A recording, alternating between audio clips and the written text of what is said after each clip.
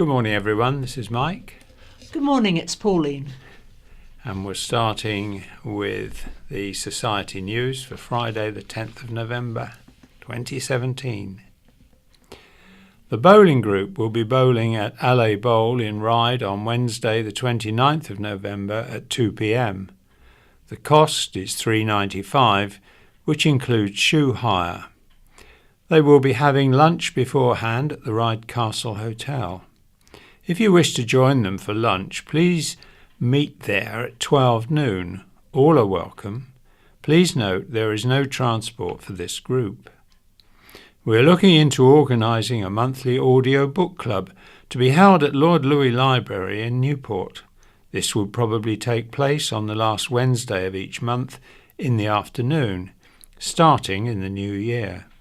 If this is a group you may be interested in joining, please register your interest with Laura Jasper, Centre Administrator, on telephone number 522205 or email inquiries@iwsb.org.uk. Please note there will be no transport available for this group.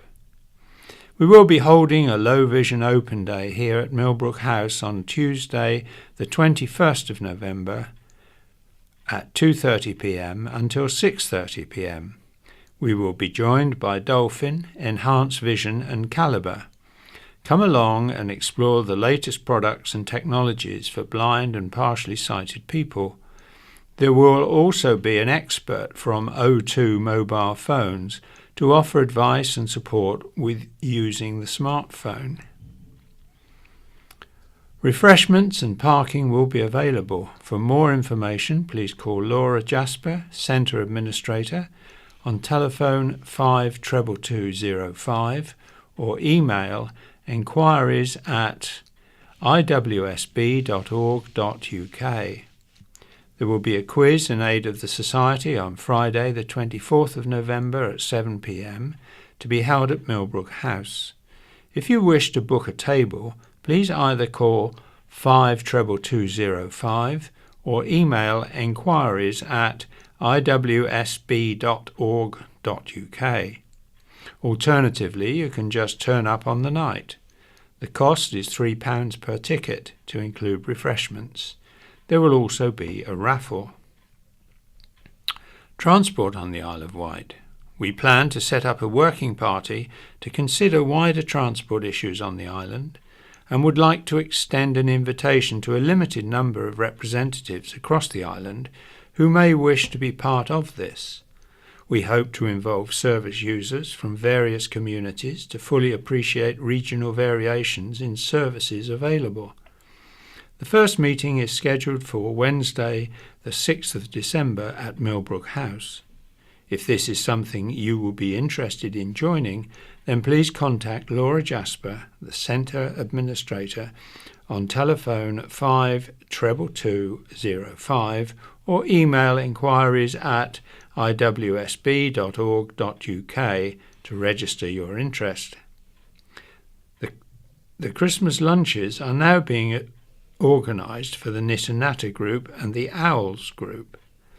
The Knit and Natter lunch will be held on Thursday the 14th of December at the Cedars in Wootton from 12:30 p.m. for 1 p.m. The Owls lunch will be held on Wednesday the 20th December at the Waverley in Carisbrooke, again 12:30 for 1 p.m.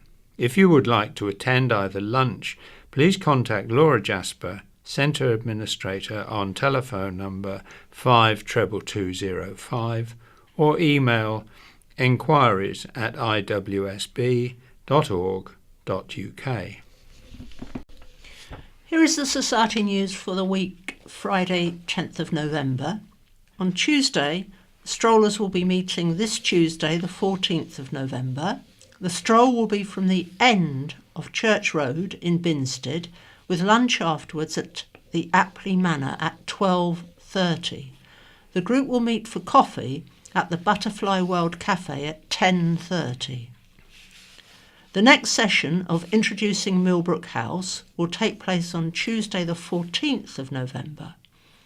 This is a chance for anybody to come along and discover what is available in terms of equipment or services to visually impaired people. Introducing Millbrook House is open to everyone who would like to find out more about what is on offer. The session runs from 10:30 until 12 noon. The dolphins are swimming this Tuesday, the 14th of November, in Ryde at the waterside pool. The pool is closed to the public whilst the group swims. There are male and female volunteers to help you get in and out of the pool, as well as lifeguards to ensure your safety. To join the dolphins, please call the Society first to notify us of your swimming ability. On Wednesday, the Society Coffee Morning will be held this coming Wednesday, the 15th of November. Come and join us for a cup of coffee and a chat. Why not bring a friend along as well, as the coffee mornings are open to all. Thursday, the Knitters and Natterers will be meeting at Millbrook House this Thursday, the 16th of November, from 10:30 until 2 p.m. There is help for knitting of all levels, coffee and chat, and readers that will entertain you in the afternoon. Please note, transport may be available to some of the groups, but please call the Society first on 522205. And in other news, the Autumn Fair was held here at Millbrook House on Saturday, the 4th of November.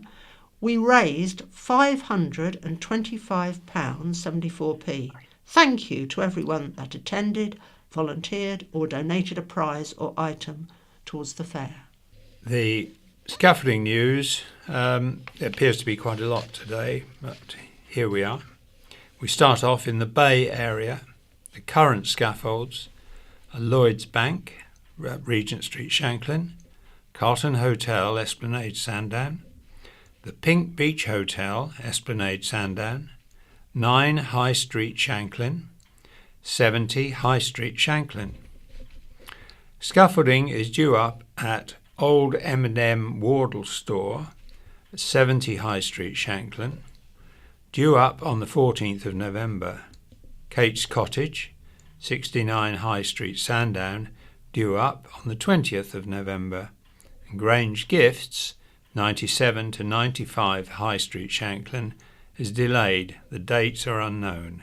The Ventnor area, current scaffolds are at Cliffview, Hamborough Road, Ventnor. Scaffolding is due up at 29 Pier Street, Ventnor, and that's due up on the 9th of November. Hamborough House, Hamborough Road, Ventnor, due up on the 14th of November. 91A to 91B High Street, Ventnor, is due up on the 21st of November. The Cows area, the current scaffolds are a development site, Castle Street East Cows, Hursts, 17 to 18 High Street Cows, and 61 York Street Cows. Current hoardings in Cows: 272 to 283 Arctic Road Cows, 93 High Street Cows, Watch Cottage The Parade Cows. Scaffolding is due up at Red Squirrel Shop and Bella, 73 and 74 High Street Cows, and that's due up from the 2nd of January 2018. In the Newport area, the current scaffolds are at Newport Court, West Street, Newport, 38 Key Street, Newport, 18 Lugley Street, Newport, 81 Trafalgar Road, Newport, 38 Chapel Street, Newport, and the Waverley Public House, Clatterford Road, Newport. Scaffolding is due up at Chapel Cottage, Main Road, Chillerton, and that's due up from the 11th of November. And 22 Savoy Court, Town Lane, Newport, due up the 13th of November. In the Ryde area, there are current scaffolds at St Mary's Church, Ryde, along St Mary's Passage, the Oasis Dental Practice, 9 Melville Street, Ryde, the Yarbridge, 99 New Road, Brading, 75 George Street, Ryde, 46 to 50 The Old Waxworks, High Street, Brading. Opposite the old gallery shop, High Street, Seaview. 7 Newport Street, Ryde. The Coffee Pot Cafe, 10 Union Street, Ryde. And 163 High Street, Ryde. Scaffolding is due up at Dan's Kitchen, Newlands, St Helens, due up the 11th of November. The Castle Lodge, Dover Road, St Helens, due up the 12th of January. The West Wight area, the current scaffolds there are Mulberries, High Street, Yarmouth, Eremew Court, Bridge Road, Yarmouth, and scaffolding is due up at the King's Head, Quay Street, Yarmouth, and it's due up on the 15th of November. And this week's In Touch, Sally Harvey is RNIB's new CEO and talks to Peter Wight about her plans for taking the charity forward. Peter asks her specifically about the financial situation of the organisation and puts listeners' concerns to her regarding the future of specialist hotels and the recent decision to sell the RNIB's box at the Royal Albert Hall. And now we carry on to the Isle of Wight County Press for Friday the 10th of November 2017, and the headlines this week are White Hunters and Trolley Jolly for Cows Triplets. And here is the Trolley Jolly for Cows Triplets article. Tots, Ollie, Jake and Toby have enjoyed their first shopping trip in a custom-built triplet trolley. Sainsbury's had it made for the trio, born in January to Cow's couple, Tori, 36, and Andy Stratton, 55. Tori, who has almost 19,000 Instagram followers wanting baby pictures, told the CP, "It's stressful and everything has to be planned like a military exercise. We're talking 4 bottle feeds and 3 solid feeds a day, times 3.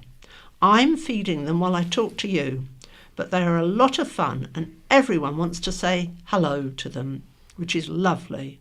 I started posting on Instagram to keep a record of what we were doing and started getting loads of followers. It's crazy." The boys were born at 30 weeks and spent 6 weeks in the island's neonatal intensive care unit before paramedics Tori and Andy could take them home. Follow them on Instagram at Isle of Wight _triplets. And we follow on with White Hunters.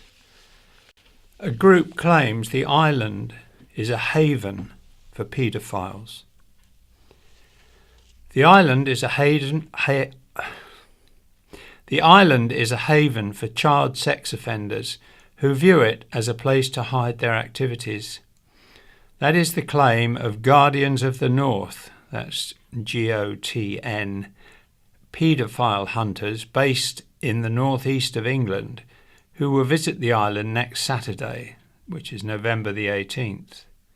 They are planning to teach concerned adults how to act as online decoys in order to catch would-be offenders. Police have sounded a note of caution, saying while they understood the desire to protect children, they were concerned such stings could compromise ongoing investigation. GOTN said it had been warned predators used the island as a haven to hide their activities, as they felt it was more secretive than mainland Britain.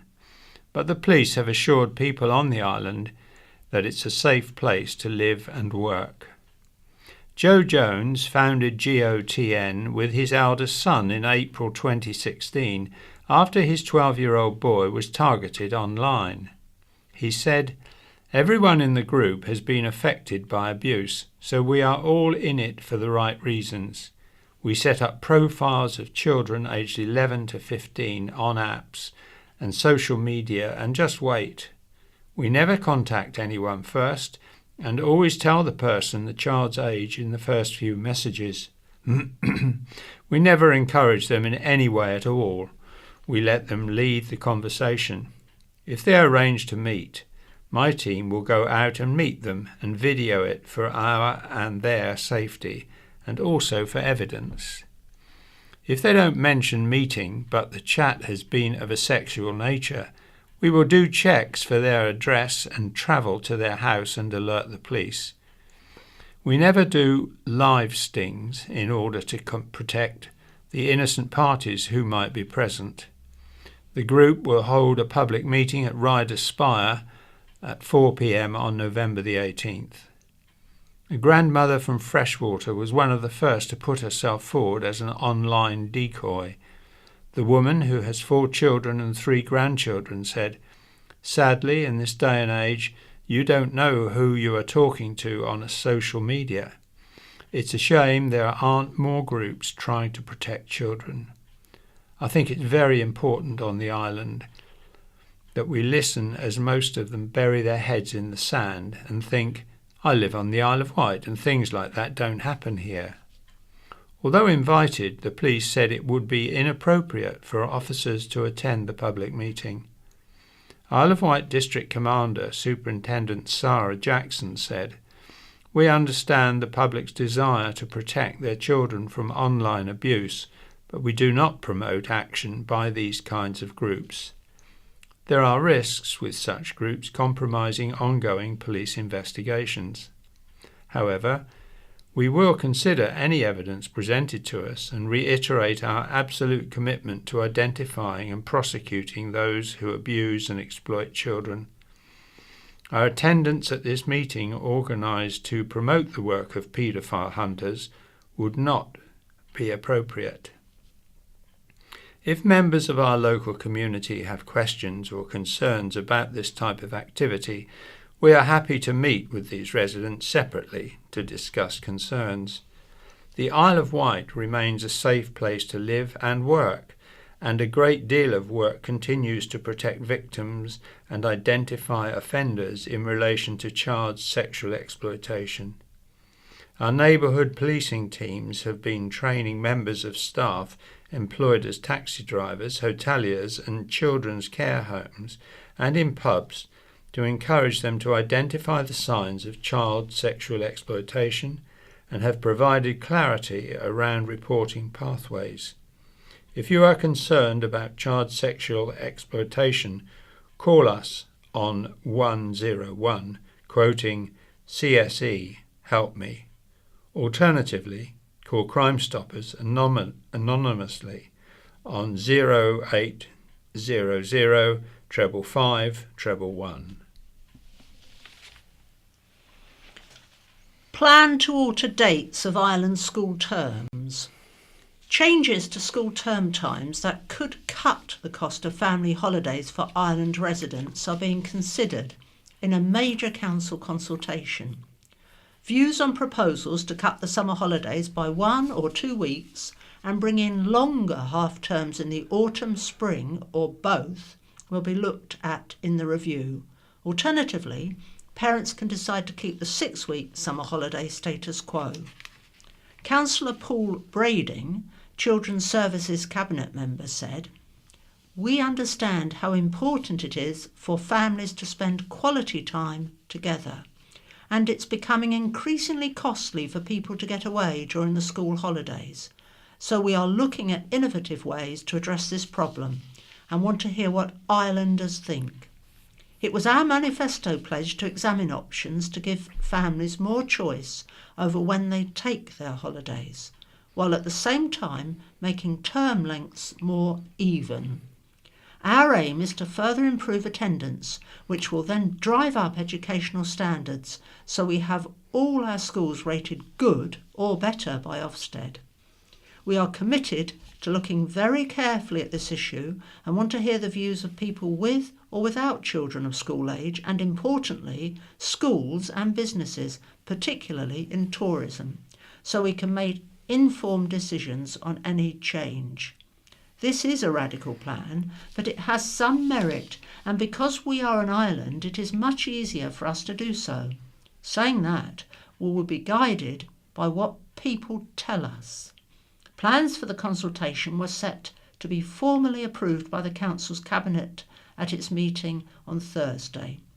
Once approved, a survey will be launched on Friday, November the 24th, on the Council's website and will run for 7 weeks at www.iwight.com/consultations. A transport hub is proposed. The man behind the proposed fixed link Solent Tunnel has revealed further public transport plans. Carl Feeney has unveiled proposals for a new crossing over the River Medina and a transport interchange linking the proposed Solent Tunnel portal on the island with Ryde via the Isle of Wight Steam Railway. The latest proposals from Able Connections Limited, of which Mr. Feeney is a director, feature a bridge from Stag Lane on the west bank of the River Medina to a road leading to Fairlea Road on the eastern side. A transport hub is proposed near Lushington Hill with a rail link to the Isle of Wight Steam Railway near Wootton. Both schemes would cut journey times and reduce congestion, as well as providing a tourist boost, according to promoters. Meanwhile, Able Connections will outline its fixed link plans to mainland council leaders next month. On December the 5th, the Partnership for Urban South Hampshire, that's PUSH, P-U-S-H, will meet the company which wants the link built between Whippingham to a portal near Leon Solent and onwards to the M27 on December the 5th. Leader of Fareham Council, Councillor Sean Woodward, said PUSH was interested to hear more about the scheme as the proposals had, so far, only been heard about in detail by people on the Isle of Wight. Meanwhile, Jim Lowe from Isle of Wight Steam Railway said the heritage attraction would meet Mr. Feeney later this month. He said, "We will talk to anybody. However, we are never going to become a commercial railway. We are a heritage railway." Cash for lifeboats. Crews of the island's 3 independent lifeboats can save lives more efficiently thanks to more than £89,000 government funding. The money comes from the Department of Transport's DFT Inshore and Inland Rescue Boat Fund. Ryde Inshore Rescue received £63,000 towards an £89,000 craft to replace Rescue 1, which is nearly 10 years old. The charity recently received a legacy of £27,000. A.D. Farrell of Ryde Inshore Rescue said, "The response to our bid was amazing. It has effectively saved us up to 7 years of hard slog fundraising." The new boat, to be built by one of 3 possible companies, will be larger to fit an additional crewman, totalling 4, and could be in service by March next year. Rescue 1 will be sold to offset some of the cost of its replacement, and a new trailer will be purchased. Sandown and Shanklin Independent Lifeboat was awarded £16,000. Operations Manager Mark Birch said, "We're overwhelmed by the absolutely fantastic news. The grant will buy a £7,000 paging system as backup to an existing one, giving speedier response times. Sandown Bay's service will also use the money to equip its new boat with new GPS and Automatic Identification System, AIS. The crew with handheld radios, crash helmets and dry suits, and station officers with a new spotting scope. Freshwater Independent Lifeboat received £10,000 for 10 dry suits, voice-operated helmets with Wi-Fi and VHS radios, and suits for its 2 jet ski users. Rod Adams, principal fundraiser, said, "We have a 5-year, £250,000 plan to upgrade the slipway to solve the problem of launching at low tide. We also need a £48,000 tractor. which we will bid for from DFT grants next year. Our last chance to do so under the scheme. Decades of Work is a tribute to Wight. It's taken more than 3 decades to complete and could one day be seen as the island's very own answer to the famous Mappa Mundi. Retired signwriter Rob Joyce has turned a wall in his lounge into a beautiful rendered map of Newport copied from a 1908 drawing. The incredible details of the map give a clear picture of what Newport was like long before expansion in the 1950s and 60s, and before the railways and many of its older buildings were lost to the town forever. Rob, aged 83, was prompted to draw the mural in the 1980s by his late wife Marcia, who was a fan of maps. Rob of Castle Road, Newport, is also a history buff and worked at Carisbrooke Castle for English heritage before he retired. Every year he added more and more detail until at last he declared it to be finished before he went on holiday to Wales last week. However, he hints there may be further detail to add to the map. He said, "Painting it has been going on for years and years. My late wife was so interested in maps, I thought I would draw it on the wall. There is so much work that has gone into it. Newport was a very different place back then. I am sure I could find more to put on it. I have no intention of selling the house, but when I'm gone, somebody will just paint over it." £35 million for speedy island broadband. A £35 million project to increase the Isle of Wight's broadband connectivity, Gigabit Island, has been announced by Wight Fibre. The broadband provider announced during the Digital Solent conference in Cowes on Wednesday it was introducing a full fibre, ultra-fast network with speeds of up to 1 gigabit to 50,000 homes and businesses across the island by 2021. The fastest speed Wi-Fi currently runs at 1/10 of a gigabit. Justin Lees, Programme Director at the Department for Digital Culture, Media and Sport, said during the conference, "This is not just about streaming TV programmes. It is for future applications we can't even imagine yet." The Cowes firm is the first in the country to receive a £35 million investment from the government's Digital Infrastructure Investment Fund, launched in July. It will safeguard 34 jobs and create around 20 new ones at Wight Fibre, plus 120 temporary jobs during the build phase, which will be completed over 5 years. Chris Ashman, Director of Regeneration for the Isle of Wight Council, said, Good broadband infrastructure is an important factor in attracting new investment and new jobs to the island, and sits alongside the aspirations we have for our emerging island digital strategy.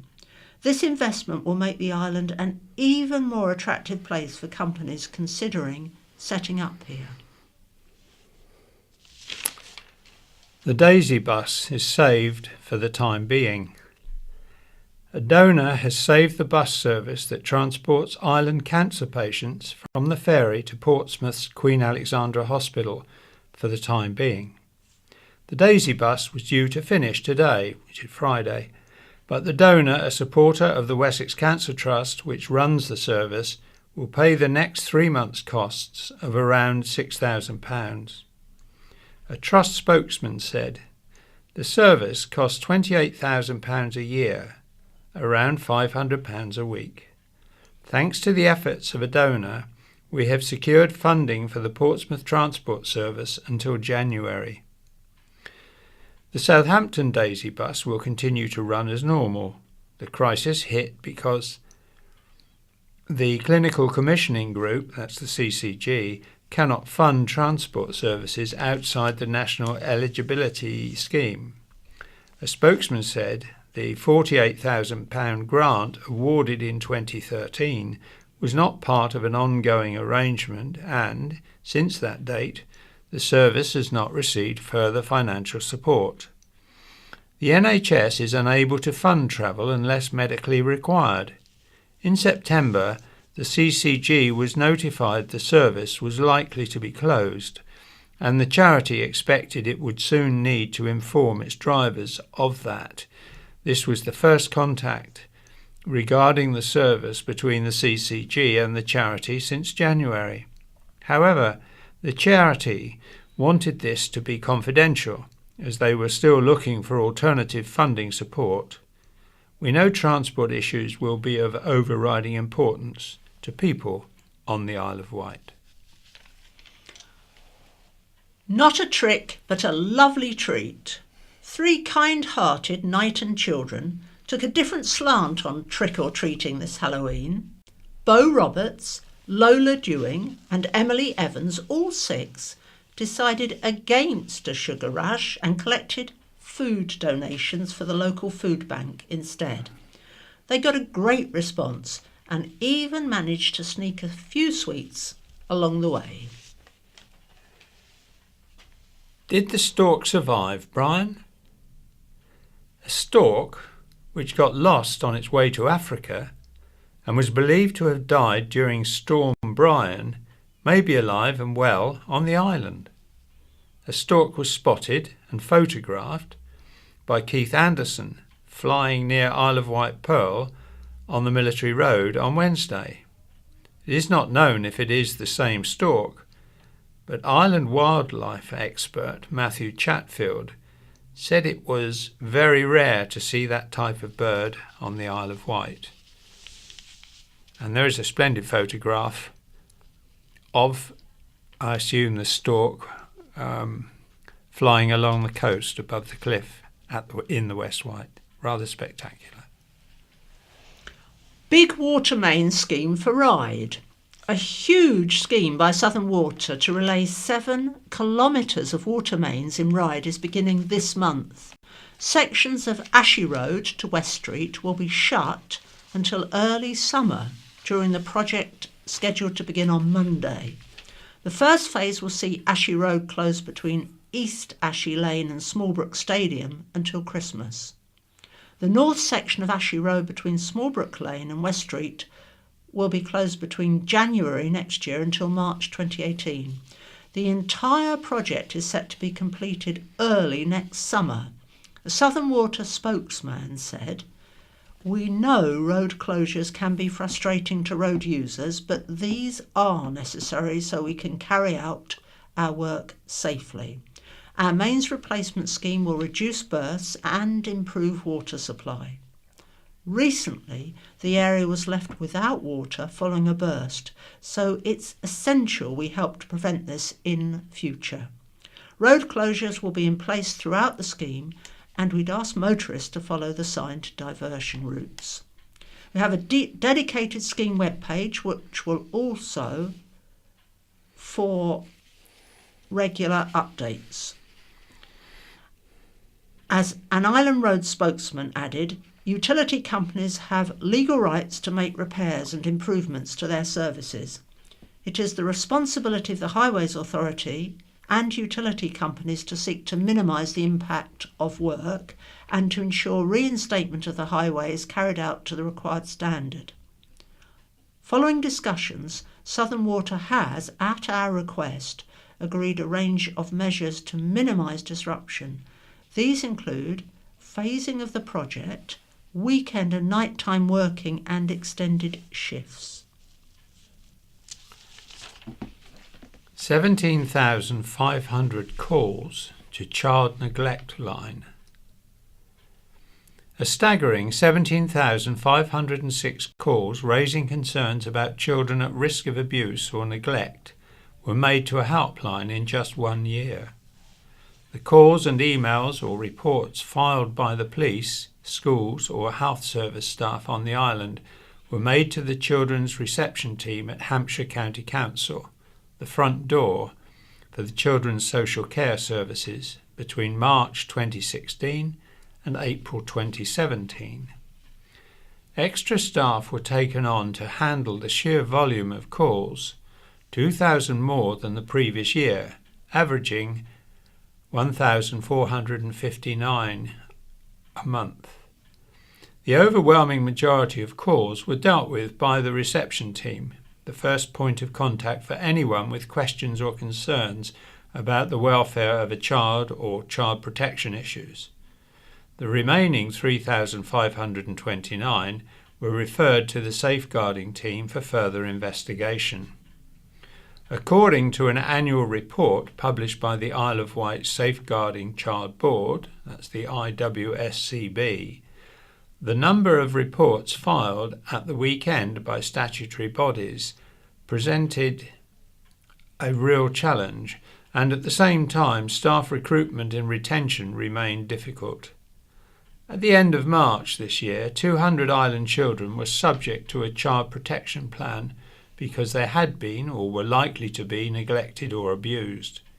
The majority of those protection plans, 71.2%, were due to neglect, followed by emotional abuse, which was 16.1%, sexual abuse 8.3%, and physical abuse 4.4%. Although the number of children on protection plans continues to fall slowly, it still remains high. Looking at last year's comparative data, there were 214 island children subject to a child protection plan. That's a rate of 84.5 protection plans per 10,000 children, more than double the national average of 43.1 and the 42.1 of the island's statistical neighbours.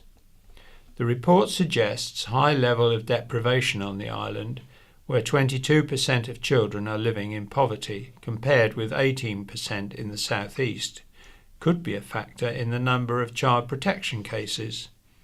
At the end of March, a total of 226 children were in care of the Isle of Wight Council and 30 were living in mainland placements. Facts and figures from the IWSCB annual report show children reported missing, 227, number of times they were reported missing, 670, children in care who agree life is worthwhile, 69%, care leavers living in suitable accommodation, 100%, allegations against people who work with children, 147, under 18 referrals for specialist drug misuse services, 73, children educated at home, 294, youth offenders who reoffend, 61%, youth offenders given a custodial sentence, 1, families of offenders supported, 25. No special measures. The island's NHS Trust is not going into financial special measures, its interim Chief Executive, Maggie Oldham, told board members this week. The Trust's deficit target has also been lowered from 18.8 million to 15.7 million. The Trust had been under threat of being placed in financial special measures. A joint financial recovery plan has also been agreed between the Trust and the Clinical Commissioning Group. And on that happy note, listeners, we say goodbye to you. So it's goodbye from Mike. And goodbye from Pauline. Bye-bye, everyone. Bye-bye. Good morning, everyone. This is Barry reading the County Press with Pauline. And this is the County Press for November the 10th, 2017, beginning with the letters. Don't just blame and shame, from Rachel and Alistair Wells in Knighton. No one who opened your paper could, on the 3rd of November 17, could fail to be sadly moved by the front page photograph and news of the death of a young couple's first baby. One hardly dares to comment on such a tender topic, but there it was for all of us to read, with its reporting so slanted towards blaming, shaming, and then naming the midwife and the obstetrician attending the birth, we couldn't help feeling doubly distressed by the tone of this write-up. The emotive headline and opening comments seem to have been made deliberately to disturb. This past year our family has been made more aware of the fragility between life and death. We have reason to be grateful for our hospital here on the island, particularly being blessed with 2 new grandchildren, each born at St Mary's Hospital. The first one was able to be brought home within 24 hours. The second birth was after a protracted and difficult labour, with emergency intervention needed for the baby to be delivered safely at last. So we are only full of thankfulness for the skilled help and care given at this birth. Our daughter herself has nothing but praise too for the round-the-clock support she and her little boy received afterwards during her stay on the maternity unit to recover. Now we all hope and pray that dedicated and experienced midwives will not lose heart in their vital profession as a result of the inquest into the death of this one precious child. Seeing the lovely picture in the paper, we can almost hear the words, "Sleep in heavenly peace." And there is an editor's footnote. The intention was not to disturb, but to highlight a failure that led to a death that could possibly have been avoided. I am sure the medical staff involved can only regret their actions on that day, but the county press has a duty to highlight shortcomings in our NHS and other public services. I am glad Mr. and Mrs. Wells had such a good experience. We all know what wonderful people work at our hospital and are grateful for their care. And now we have a letter from Donna Jones of Ryde. Tattoo Triumph. Medina Tattoo 2017. Who would have thought I'd be ecstatic over a performance of bagpipes played by such a mix of ages, but I was. The white hot pipes certainly know how to rock it, with a capital R. Traditional meets kilts, leather, velvet, hanging chainmail, top hats, all worn with a splash of sexiness. Devil red and charcoal black were certainly the colours of the night, emphasised by the Bloodstone Morris dancers. White hot pipes really know how to play their instruments to bring a crowd to its feet. It was a full house for those who never fail to raise the energy levels on the dance floor. No sitting quiet and polite in this auditorium. The beauty of the event was the mix of golden years, middle agers all the way down to tiny tots. Standard bearers never failed to bring a lump to my throat. My father served in the Second World War in Italy and spent his 19th birthday in a barn. This event showed why we must never forget, especially with the poignant steels of soldiers carrying their wounded through sludge and slaughter. Those who should be negotiating for peace are acting more like schoolboy bullies. Those threatening war will not be on the front line, more's the pity. And do the maths on bus cut. From Mick Dennison, Freshwater. Suddenly, at short notice, patient transport to Queen Alexandra Hospital has been scuttled and will not run after today, Friday, making 2 compassionate drivers redundant and patients uncertain as to how they will get to the hospital. Wessex Cancer Trust ran the bus under their banner, but it too has been part of the mystery of why the service is ending, and making no attempt to cover the service or fund raised to keep it going. Yet it willingly holds out its hands for donations. Irrespective of financial implications, there is the time aspect. Most patients travel daily to have 20 or more treatments. Each day can take up to 6 hours of travelling, waiting and treatment time. That is assuming all is well with the 4 clinic radiotherapy machines, and none are out of service. If one breaks down, which is a regular occurrence, the day can be even longer. So if in future patients have to wait for taxis or public service buses, which are not direct to the hovercraft, who knows how long the day will be, ... all for 10 minutes treatment.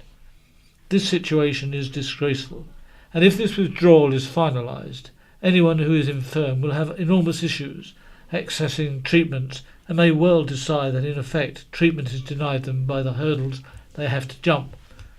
I believe CCG should think again about the withdrawal of funds.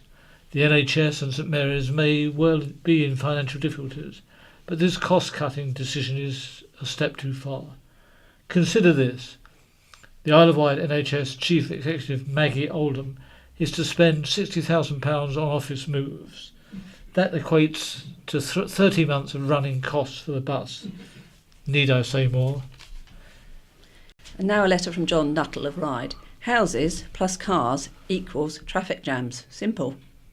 I wonder if any reader has the answer for the total chaos that is coming to the island in the next couple of years, which will surely follow building projects such as Pennyfeathers Hope Road and many more developments we are told we must have. Traffic between Ryde and Newport is already stationary on some days. Almost everybody on the Isle of Wight is aware of this, yet we do nothing to say stop it. And Seeking Angela from Judith Harrison. Myself and Neera Hodgkinson, née Sharples, are trying to trace Angela Lowe, Lowe, née Tinsley, married to Charles Kenneth Lowe, who we think are living in Seaview on the Isle of Wight. We went to school with Angela at Field Lodge High School in Stockport, Cheshire, in the 1960s. Letter from Margaret Wheels of Bembridge. The report regarding a Bembridge footpath, County Press, 27th of October, requires correction. The landowner has a beach hut enclosed by a fenced area blocking the route of footpath BB40, which runs below the concrete plinth, despite being advised by the Isle of Wight Council of the hut obstructing the path. The concrete plinth was the site of public toilets, which were removed after they failed in 1997. Controversy has occurred because the present owners of the Beach Hut Cafe, next to the plinth, have taken over this site for their use, preventing the public from using this route to access the beach. Despite saying they would allow the public to cross the area when the cafe was closed, the owners have fenced the plinth and erected a padlocked gate preventing its use. This forces the public down onto the sea wall, which is often underwater and covered in seaweed and other debris. The beach at Forelands is popular with the public at all times of the year, and the route across the plinth gave safe access to and escape from the beach without getting a soaking at high tide. I have written to the Isle of Wight Ramblers and hope for their support in getting the obstruction removed. And now we have looking back, 100 years ago, November the 10th, 1917. A meeting was held to discuss the purchase of Sandown Pier. The special committee reported it had taken all the necessary steps for the acquisition of the pier, which would cost £2,000. In the House of Commons, Isle of Wight MP Douglas Hall again raised the question of the position of Osborne College, which he had been told would no longer be located in the Isle of Wight. He said he found it difficult to believe it would be cheaper to buy new premises than adapt the existing one. He said he had heard that the Isle of Wight did not have suitable air, but quote, he should like to know how they had come to that conclusion, as Queen Victoria lived to good old age at Osborne and found it one of the most salubrious of her residences. 75 years ago, November the 14th, 1942, the Isle of Wight Horticultural Association arranged a tomato conference at the Unity Hall to discuss how to successfully grow tomatoes. A large group attended to hear how to further improve the industry for the following year. A lucky black cat had a successful escape after it fell off a boat. Née Louis was visiting ships and distributing woolies to the crews when he spotted a black cat sitting on a ship's rudder. The cat had belonged to a vessel and fallen overboard. It had swum around to the stern of the vessel, where it climbed on the rudder to await rescue.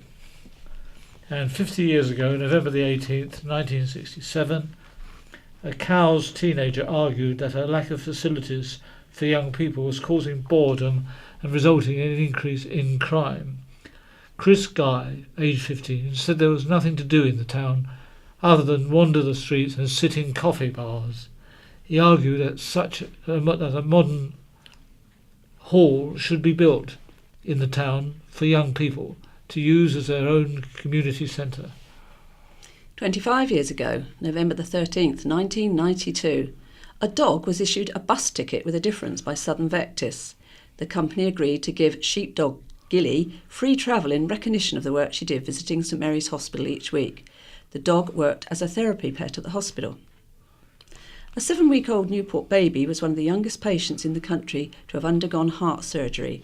Jasper Rouse was only 2 weeks old when he underwent the successful operation.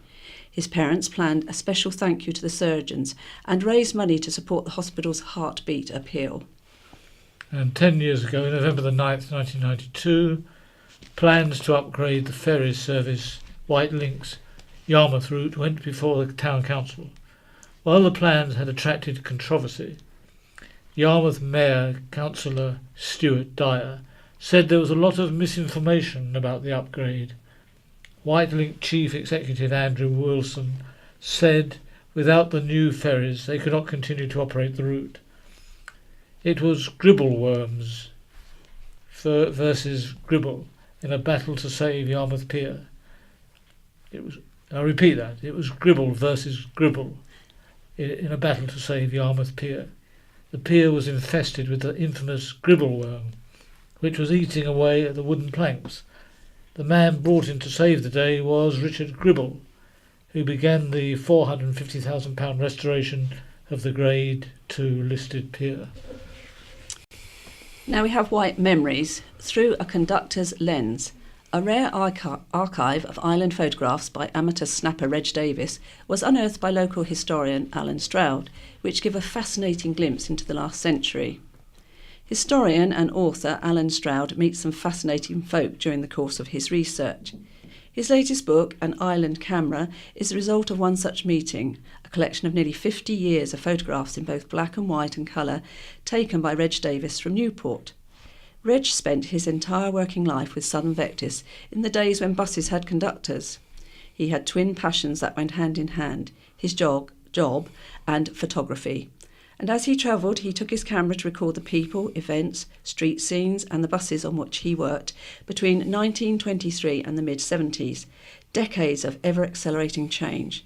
The author and his chum, Colin Fairweather, developed a friendship with Reg before he emigrated in 1994 at the age of 87 to be with his daughter and were allowed to make use of his work.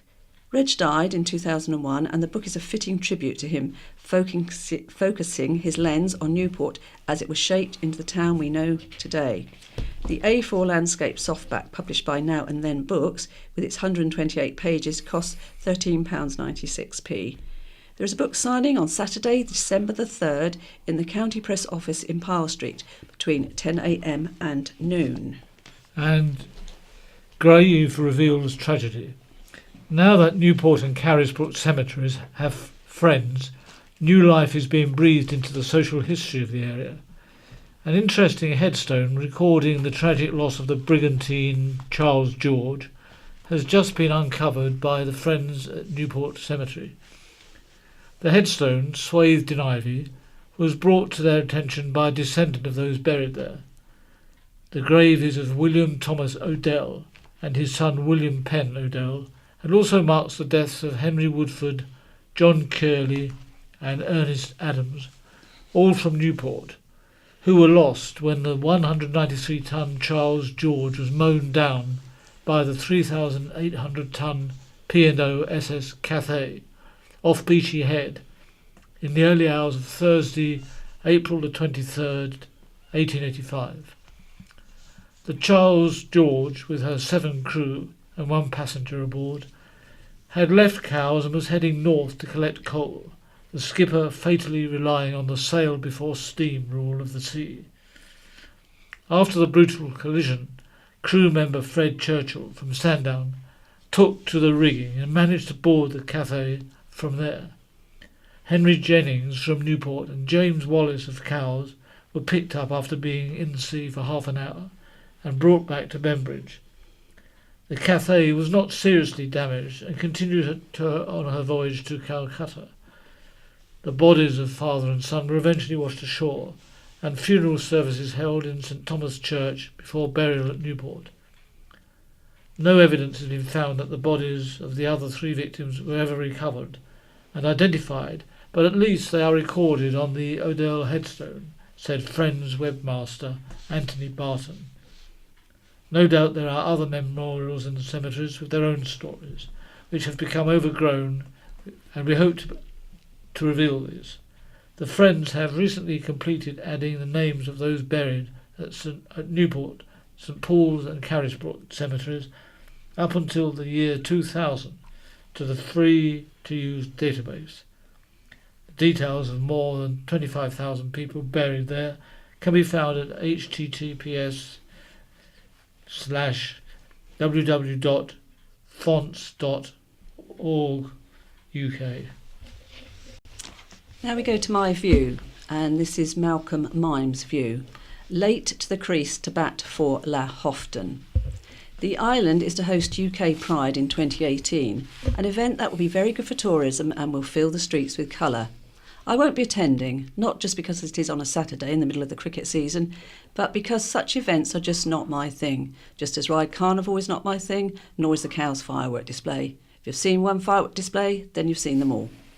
Hosting the 2018 UK Pride event is an excellent coup for those who pitched for it, but one thing that raised my hackles was a quote by the Isle of Wight Youth Pride Committee Chair, Shane Jackson, just after UK Pride had made the announcement.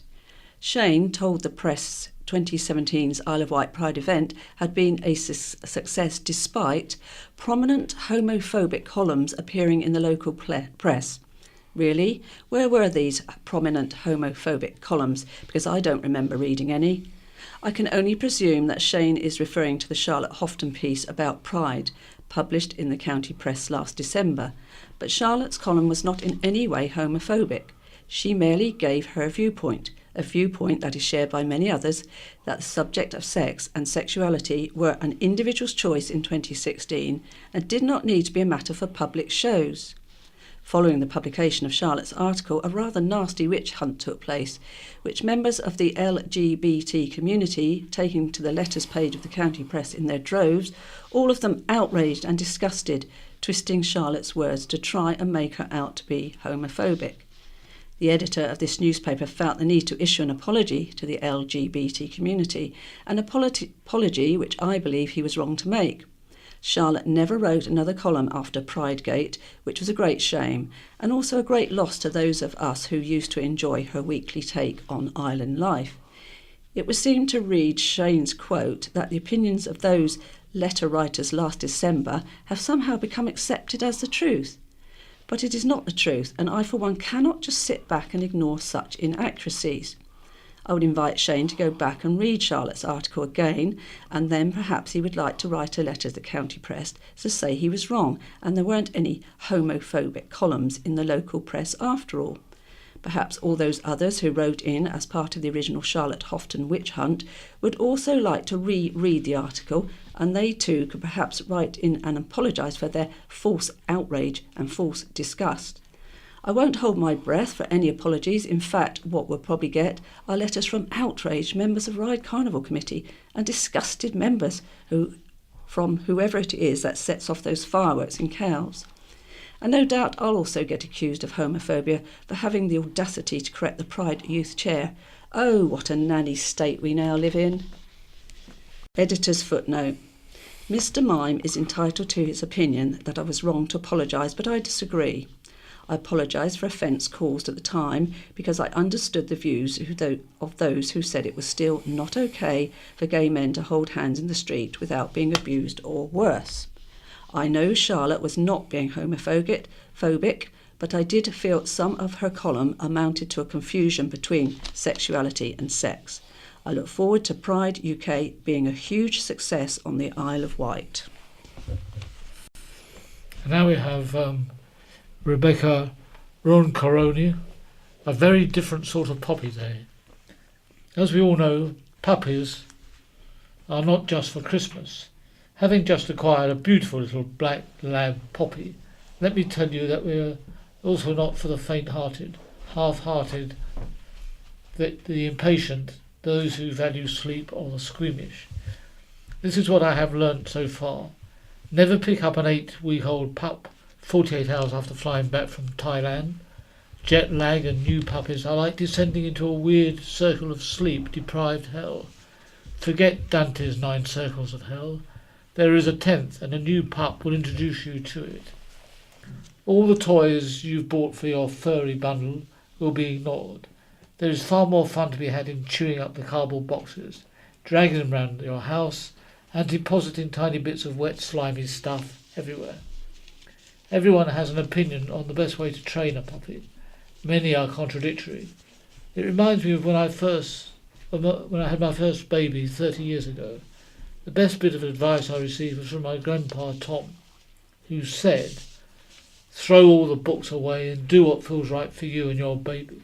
The trouble with a puppy is that, like any new parents, I'm terrified we're going to traumatise her or allow her to become the dog from hell. For the first few nights she slept in a large cardboard box next to our bed, as we were worried that, having been taken from a litter of 10, plus her mum, she would be frightened and lonely. It worked well for 2 nights. Then she chewed her way through the cardboard box and decided 3 a.m. was playtime. So then we took it in turns to sleep with her on the couch. Our hearts couldn't bear the idea of putting her in an indoor kennel and letting her cry herself to sleep. After advice from an amazing animal behaviourist called Paul, we bit the bullet 2 nights ago. She went into her crate at 1 a.m. in the morning after a turn outside, and I slept on the couch in the same room just so she knew she wasn't being abandoned. She cried on and off for a couple of hours, then settled. My husband took a turn last night and the pup settled within 15 minutes. Tonight we're being brave and putting her to bed, then going to bed ourselves, fingers crossed. Did I mention that pups are not supposed to climb flights of stairs for the first 9 months due to soft growing bones? Otherwise you're potentially causing damage that will give them trouble later in life. Did I mention that we live in an upside down house with 16 stairs up to the front and back door? Poppy weighs about a stone at the moment, but by 6 months could be 50 pounds. This is hardcore stuff, and largely why we have an estate agent coming to value our house next week. At a combined age of 122, my husband and I know our limits. In saying all of that, she has brought untold joy into our lives. She is friendly, eager to learn, loves to play, loves people, and will basically do anything for food, so very easy to train most of the time. I guess what I'm saying is don't buy a dog on a whim. They need huge amounts of time, company and dedication. They are a major commitment which, with the right care and attention, will give years of joy. The least they deserve is people who are prepared to dedicate the months needed to help parent them. And now we're having a look at what's on in the island. We start with Sunday, the 26th of November, 7:30 p.m, and it's Nicholas McCarthy. He performs Bach and Rachmaninoff by candlelight. He's an international award-winning concert pianist with only one hand. The tickets are £12. For more information or to get tickets, please visit keyarts.org or call the box office on 01983 822 490. And we have here news of a harpist who is a soloist with the Isle of Wight Orchestra. A young harpist, praised for his tremendous dynamism and remarkable warmth of tone, will be guest soloist with the Isle of Wight Symphony Orchestra next Saturday, November the 18th. Oliver Wass was the first harpist to win the prestigious gold medal of the Guildhall School of Music and Drama. His solo debut was at the Wigmore Hall, and he has performed on Radio 3 as a member of the Pelliers Ensemble. Oliver will give Glier's lyrical harp concerto its island premiere. Conductor Jonathan Butcher continues to introduce new musical flavours, and in an all-Russian programme, the orchestra will perform works by Tchaikovsky, Khachaturian and Glinka. The concert starts at 7:15 p.m. and proceeds will go to the Isle of Wight independent lifeboats. Tickets are available from the Medina Theatre box office. The Sinfonietta are at All Saints Church, Ryde, on Friday, the 8th of December. That's at 7 p.m. Bookings now open. You'll have to visit www.ticketsource, that's all one word, .co.uk/island concerts. And Jazz at the Apollo, Newport Jazz Club presents from the USA internationally famous saxophonist and flautist Greg Abate with the Craig Mulverton Trio. Sunday the 19th of November, 3 to 5:30 p.m. Tickets price £12, £5 students obtainable from 730601 and on door if available. Is at the Apollo Theatre, Pyle Street, Newport. And now for those of us who can't sing, there's a choir for those who cannot sing. Everyone can sing, but some just don't quite cut the mustard to join conventional vocal ensembles or choirs.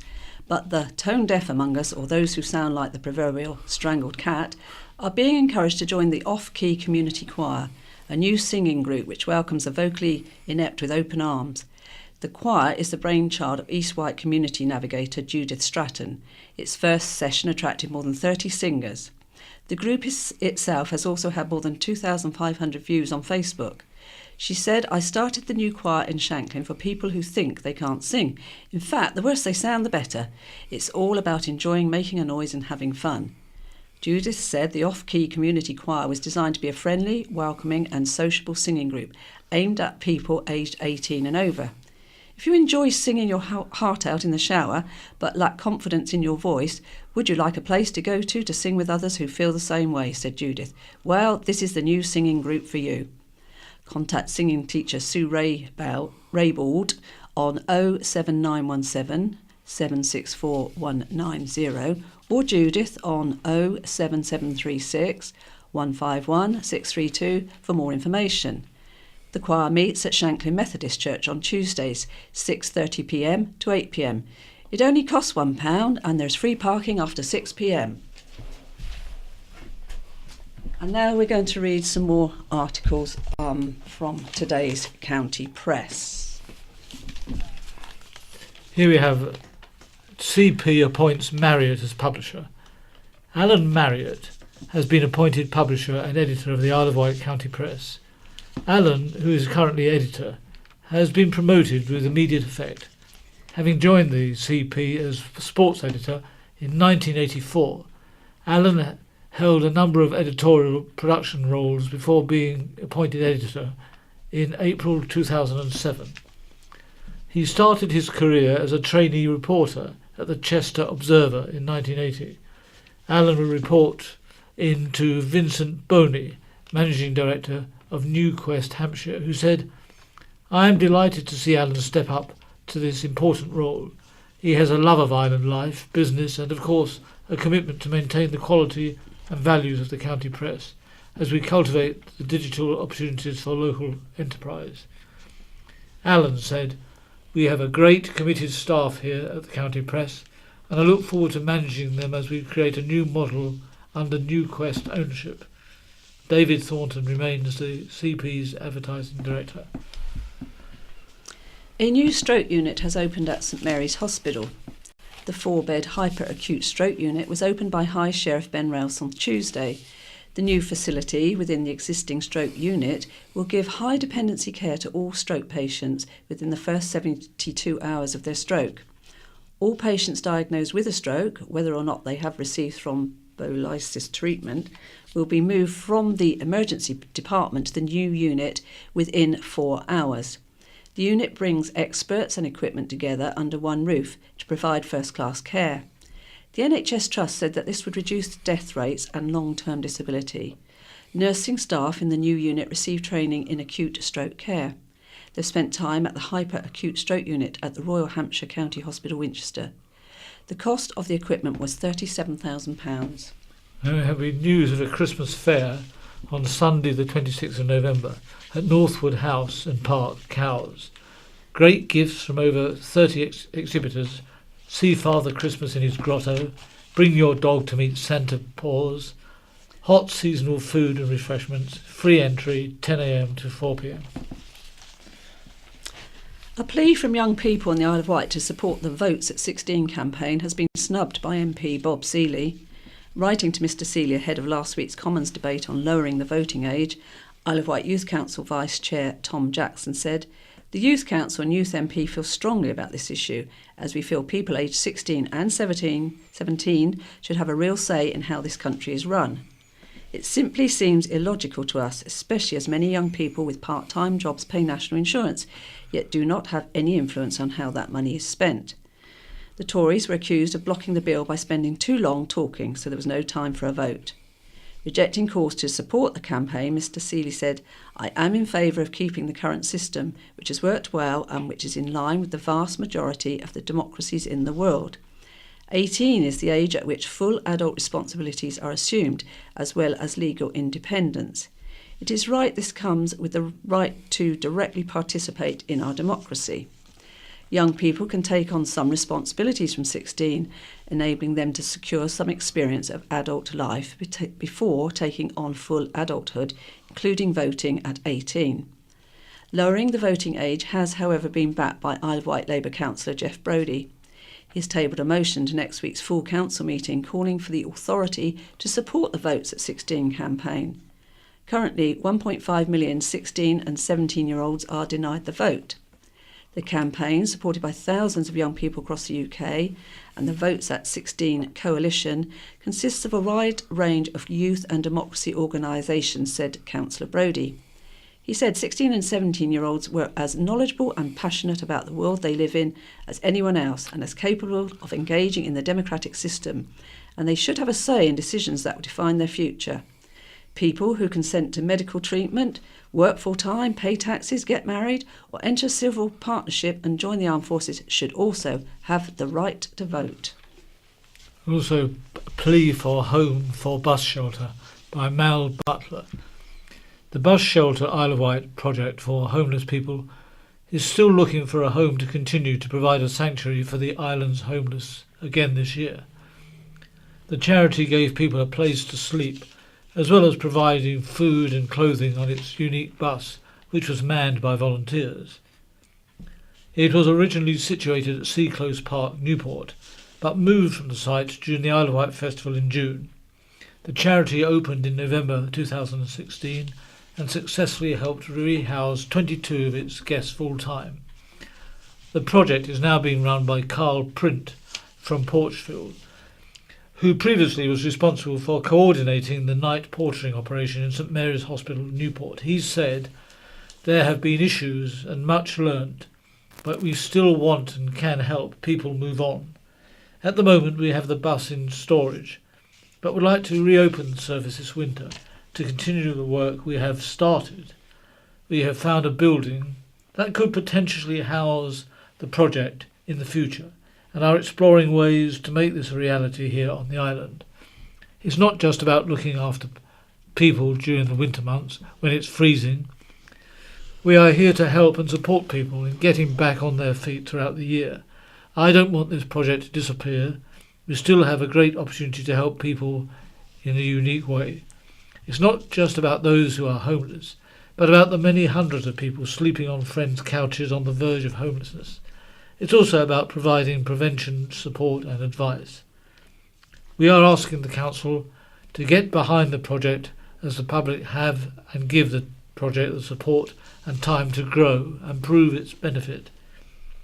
So much hard work has been invested to get the project up and running, and the public support received has been humbling. If we were able to buy or lease a building in the future as our project develops, we would then use the bus as a vehicle to raise awareness and to promote what we can offer the homeless. Island toddlers are almost twice as likely to be poisoned than their mainland counterparts. Public health bosses are working with the Child Accident Prevention Trust to understand why so many children are admitted to hospital due to falls, injuries and poisonings from medicines. Concerns have also been raised about children ingesting household cleaning products and other chemicals. In 2015-16, the total rate of hospital admissions for 0 to 4-year-olds on the island was 776.5 per 10,000 children, significantly higher than the average of 588.1. Of those, 5,283 children were taken to A&E with injuries, an admissions rate of 160.7 compared with 104.2 nationally. Over the last 5 years, the rate for children admitted to hospital after falling from furniture was 401.6, around 3 times higher than average. The rate for poisonings from medicines was 232.2 compared with 129.6. An Isle of Wight Council spokesperson said, "We know we are worse than England for falls and poisonings. Health visitors and schools already work with families to reduce risks, and next year we will be running campaigns on reducing accidental falls and children ingesting poisonous substances." And we have Shed Men find new home for winter. The West Wight Men in Sheds, based in Turf Walks, Totland, has relocated for the winter for a new project at Sunken Secrets, Fort Victoria. The men, aged over 50, meet up each Thursday between 2 and 4 p.m. for a cup of tea and a chat, and use their handiwork skills to do voluntary work. Katie Cambridge, who runs the Archaeology Discovery Centre, home to exhibits of the island's past dating back 10,000 years, said, "Men in sheds will work here each Thursday every week throughout the winter. They will help me refurbish the interior to accommodate all sorts of finds from the community, including making display cabinets for Second World War relics. It's not just for people who are good at handicraft, but also men who want to be involved with island history. Knowing them, it wouldn't surprise me if they were to drop in on other days of the week to help us. They are a great bunch of guys." And for more information, contact Lois Pryor at Age UK 525 282 or Katie on 761 214. A married couple, one riding a mobility scooter, assaulted a man as the result of a family feud, Island magistrates heard. Gemma Day, 31, got off her scooter and pursued the man on crutches during the incident, footage of which went viral on social media. Both Gemma Day and her husband, Christopher Day, 39, now of Devon, admitted a joint charge of racially aggravated common assault when they appeared before the bench last Friday. Christopher Day used racist language, although his wife denied she had used racist language herself towards their victim, Joshua Robinson, during the incident in Ryde on July the 10th, the court was told. Christopher Day was involved in a feud with his brother, and the victim was his brother's stepson, said Vivian Ducey, prosecuting. A tussle took place between Christopher Day and Mr Robinson, and Gemma Day was seen to punch him several times in the torso. The incident was filmed by a passerby on his mobile phone and was partially captured on CCTV. It was discussed on social media to such an extent the couple were forced to move from the Isle of Wight to Devon, the court was told. Barry Arnett, defending, said his clients had not gone out looking for trouble and there had been history between the two families. The case was adjourned for sentence at Exeter Magistrates Court on December the 1st. And sunshine at the Commons. Sunshine Radio went to the Houses of Parliament in London to record an interview with the Island MP, Bob Seeley. Station director Anne Lovelock wrote to Mr Seeley in the summer, inviting him to the studio at St Mary's Hospital for an interview for her in conversation with ... programme and to show him around the station. However, Anne and her sound recorders were instead invited up to London by the MP to record the show in Parliament itself, followed by a guided tour. Anne said it was a wonderful experience. We got a great interview and want to thank our Island MP for his kind hospitality, knowing now just how busy he is. Spotlight on youth, the universal language. Italian songs, Welsh ballads and German nursery rhymes gave children at Shelfleet Primary School a flavour of different languages.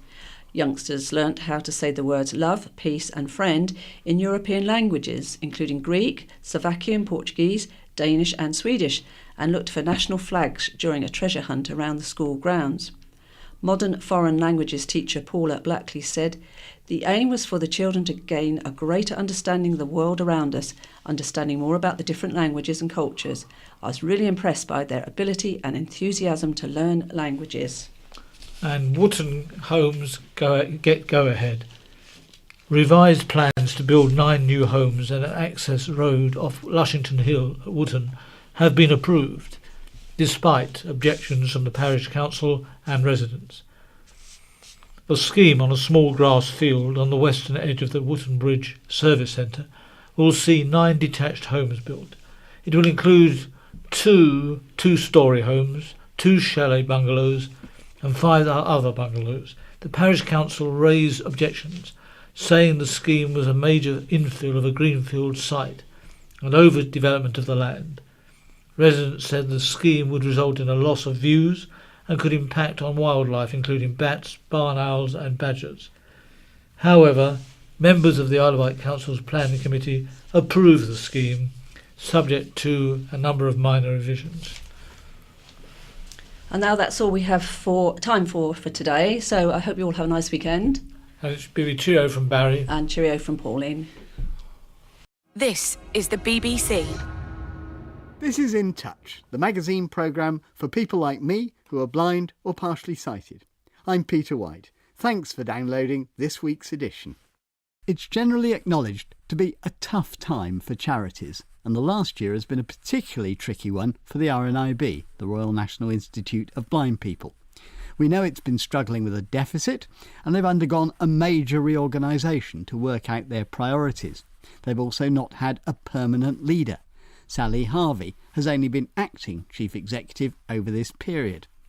Well, now that at least has been settled, she's got the permanent job, although even that wasn't without controversy. Last week we heard why the Shadow Disability Minister, Marcia de Cordova, was disappointed that no visually impaired candidate even reached the final stages of the interviewing process, let alone getting the job. So, for today's programme, I've been talking to Sally Harvey about these and a great many other matters as well. She said on her appointment that the RNIB was at a turning point. I asked her what she meant. The turning point for me is about making sure we seize all the opportunities right now, that we make the right decisions to really build a sustainable future for us and obviously blind and partially sighted people who we're there for. Well, there are reasons for thinking that there are worries about the sustainability, isn't it? I mean, you're taking over at a challenging time, not least because in 4 of the past 5 years, the RNIB has spent more than it's earned or received via donations. And last year alone, that gap was more than £8 million. So really, that is a worrying thing in itself. How's that been allowed to happen? You're right, Peter. There has been a deficit over the last 4 years. This year, so 2017-2018, we're actually budgeting for a small surplus. So a lot of my time last year was spent in moving us to that more sustainable position. Aren't you but always it's challenging budgeting times. for a surplus? No, we're not. So I think that's an important point for people to hear, is that we have made decisions in the past to budget at a deficit, to use some of our reserves in order that we can invest in services to blind and partially sighted people and invest in our future. The reason we need to change that plan is some of that investment hasn't delivered the return that we hoped for and expected, and therefore we have had to make changes to that plan. Can I ask you specifically about that? Because one reason given for the deficit has been the failure of a policy to generate income from services like braille production and audiobook production, which obviously are services but can generate income, presumably by things like consultancy and by selling services to those in a position to buy them, like councils and companies. Was this just a miscalculation, or was it a bit of a harebrained scheme? Certainly not a harebrained scheme. You're right, RNIB runs a number of commercial activity where we expect and indeed do deliver a profit. I think that's really important for people to hear, that the commercial activity that we deliver does make a return on that. What we anticipated and hoped for was that would be more than it actually has been, and that's what has led to us in part needing to make the changes that we have. Because you couldn't presumably, or didn't anticipate that it was going to leave you with a deficit. The deficit was because of the choices how we budget. They said the commercial income made a profit. The deficit came about from the fact that we anticipated that the growth would fund some of our charitable services. So Talking Books, for instance, costs us £5 million a year. And what we wanted was that commercial income to cover those costs. So we haven't been able to cover those costs, and therefore we continue to fund those through our charitable income. But as you've said, that kind of deficit isn't sustainable. So what's got to go is, OK, talking about what you'll keep, but things will have to go if you've got to save that kind of money, haven't they? Not necessarily. In some cases, we've had to make some difficult decisions, and I'm sure we'll talk about some of those.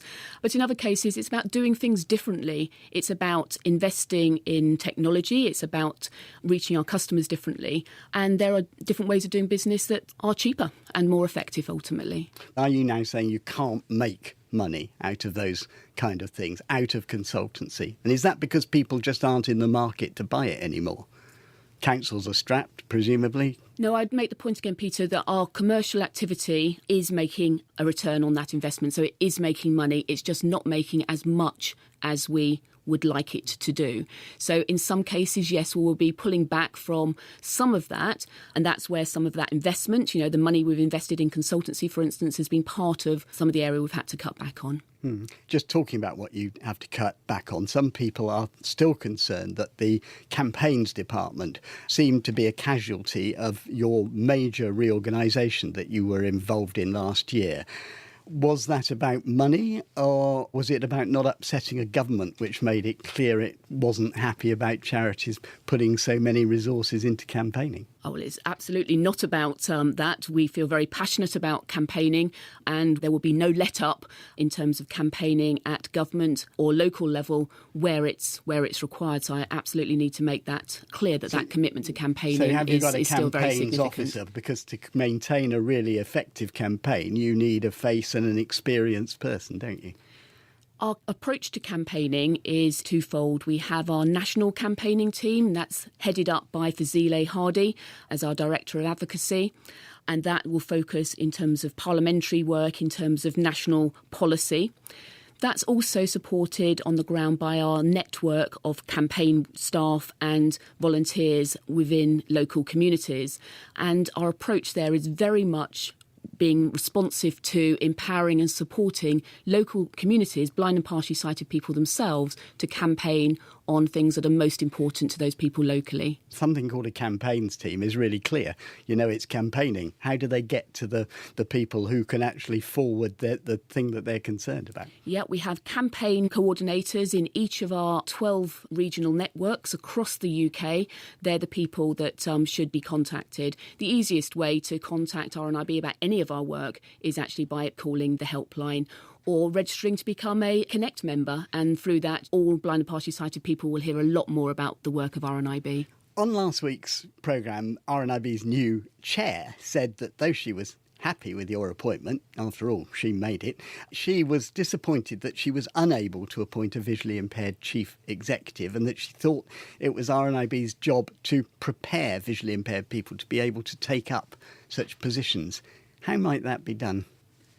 Ultimately, like I said, I know, whether I'm sighted or not, that actually my job is to listen to blind and partially sighted people, to make sure that I'm leading an organisation that is constantly alive to that community's feedback. But how would you give people more leadership skills? Wouldn't the most obvious way be offering more jobs to visually impaired people? Absolutely.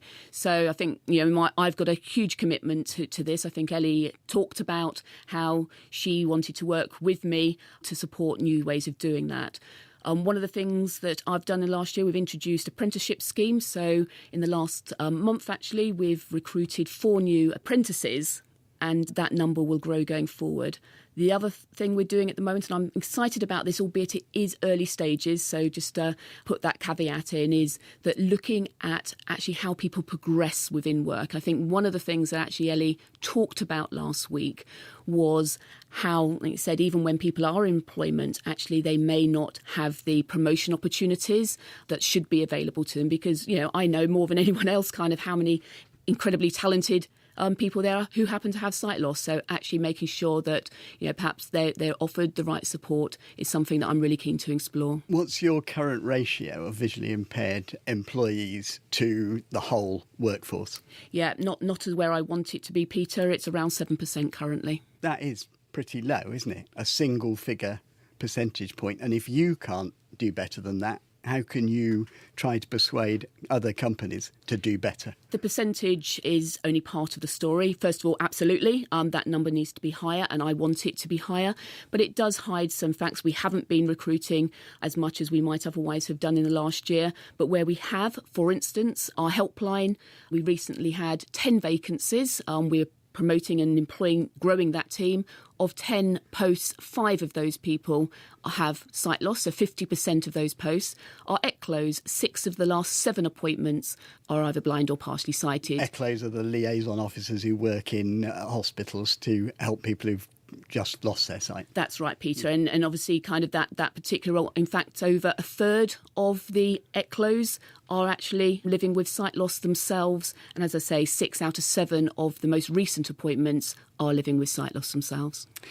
I asked you about the ratio. I mean, have you got a target to put that ratio up of blind and partially sighted people to the rest of your workforce? Do you have a target? We haven't formally set a target that takes us to a particular point, but I would be expecting certainly I would be going for at least double that, if not more, Peter. But no, we haven't set an actual target. Can I talk to you about some of the things that have been raised with us over the last year, just to get your reaction to that? Because judging by those kind of things, there's a feeling around, and you see it on chat rooms as well, that sometimes the RNIB seems to have lost contact with its customers, its clients, its beneficiaries, whatever you want to call us.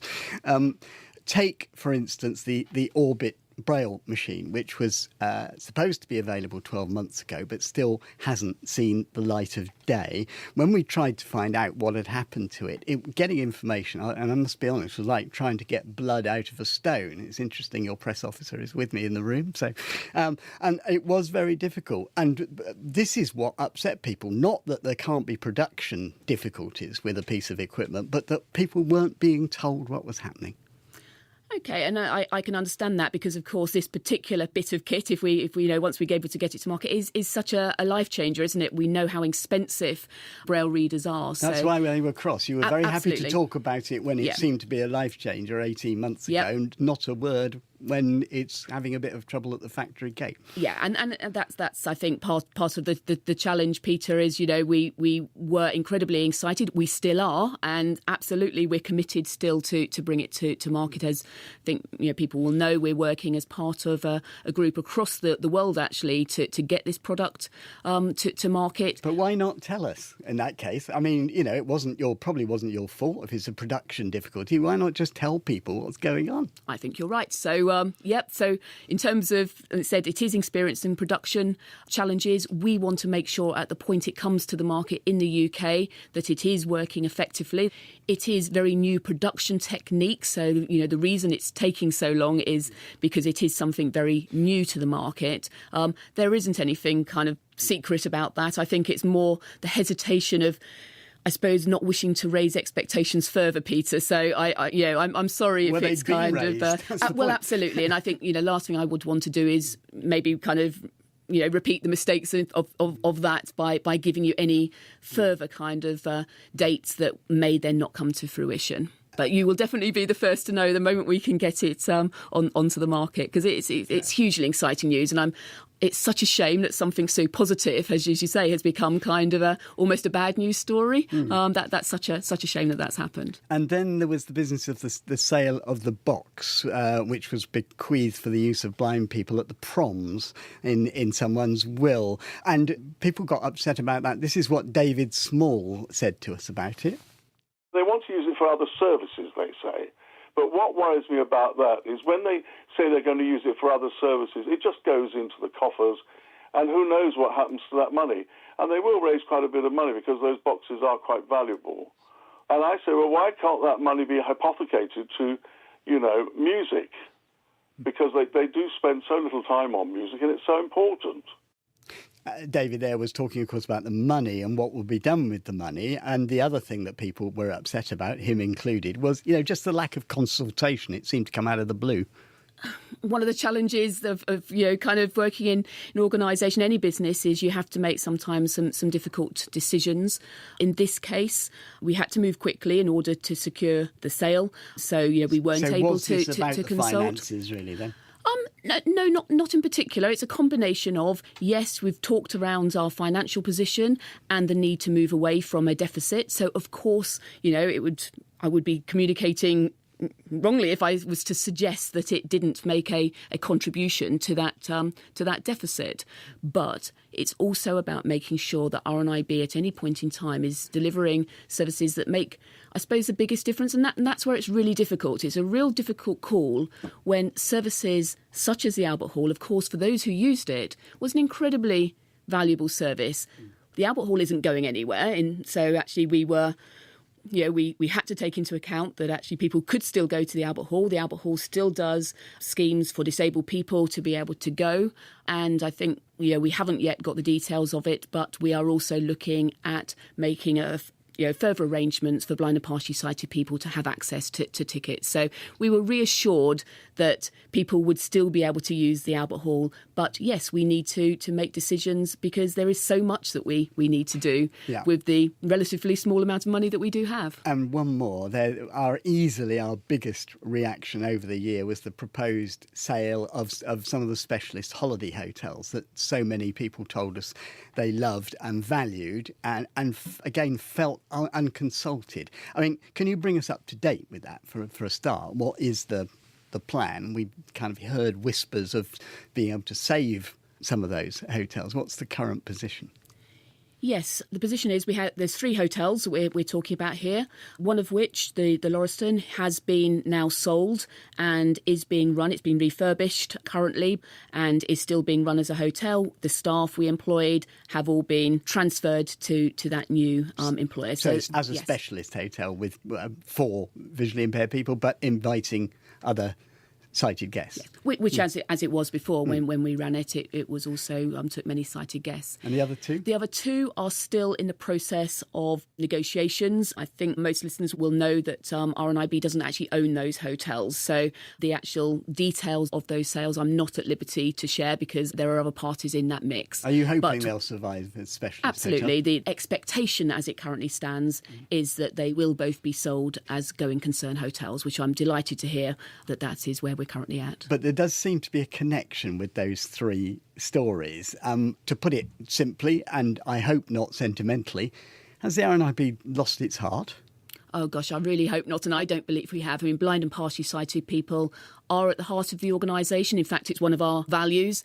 We're doing huge amounts to make sure that as we make difficult decisions, and like I said, I'm not going to shy away. There has been some difficult things we've had to decide upon in the last year, but the ambition going forward. I talked at the beginning of my interview with you about that vision for the future, Peter, and for me, customer kind of plays out time and time again. What I said to the interview panel was I wanted to ensure that RNIB firstly delivers great customer experience, that blind and partially sighted people are at our heart, that through our growing Connect community, that people can be in touch with each other, supporting each other, being empowered and supported. I've talked about employing more people with sight loss. It really is the future. We've got to get this right because we are an organisation of blind and partially sighted people. So no, absolutely, we're committed to getting this right. Just on that subject and connecting with people, RNIB has for a while now had membership. Don't most donors think that when they give to the RNIB that it has a responsibility to all blind and partially sighted people? And don't most blind and partially sighted people think that the Institute is there to serve them equally? I just wonder what the point of membership is. Membership isn't something that blind and partially sighted people have to pay for. It's not a club in that respect.